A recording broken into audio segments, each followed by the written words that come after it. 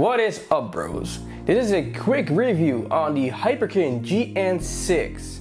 I've always been one of the biggest Sega fans next to the Nintendo fan, but that's another story. And the Sega Megadrive is one of the best consoles that is ever made in my opinion. I own a Sega Megadrive 2 and a Mega CD. The Megadrive 2 or the Genesis comes with the original fat 3-button controller. And to be really honest, I've never been a fan of the 3-button layout controller. The original 3-button controller is a fine controller. The D-pad functions correctly for fighting games, but what I don't like about the 3-button controller is its size. It is made for huge, I think, Western hands, and as I'm Asian, half Asian, this is a bit too big for me. Now there are a lot of options out there to buy a first-party or third-party controller for the Sega Megadrive. One of the traps you might fall in is buying a fake Sega Megadrive or Genesis controller on eBay or AliExpress and end up with a worse and cheap knockoff.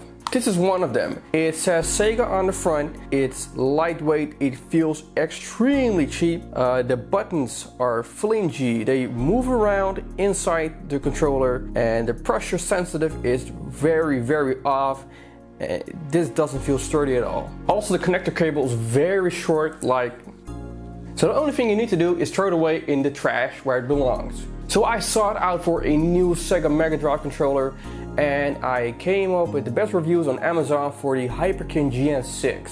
Of all the Sega controllers out there, I am the biggest fan of the Sega Saturn controller. I like the layout, the 6-button layout, it fits very well in my hands. And the Hyperkin GN6 or the original Sega 6-button controller comes near that Sega Saturn controller. The Hyperkin GN6 feels very hefty and sturdy in your hand. It feels of much better quality than the fake Sega Megadrive controllers from eBay. The button presses feel very alike to the 3-button controller and the original 6-button Sega controller. It says Hyperkin on the front, and the back is pretty generic with a Hyperkin logo sticker on it and a quality check seal sticker. The cord for the Hyperkin GN6 is very long in comparison to the fake Sega Megadrive controller, and when you insert the extension cable, it's a very snug fit.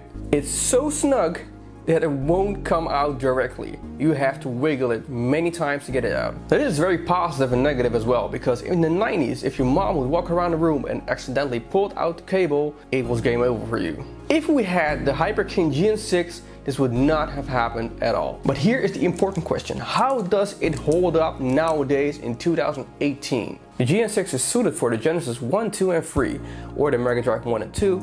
I have not tested it on an Atari 2600, which has the same port or plug. So how does a GN6 play? So here's some footage of me playing Streets of Rage 2, which shows no input lag at all. So if you have any first-party Sega Megadrive controllers that are worn out, broken, damaged, or just needed for replacement, the GN6 is the best third-party controller for the 6-button layout you can have. And the original Megadrive / Genesis comes with the fat controller. And the Megadrive 2 / Genesis comes with the original.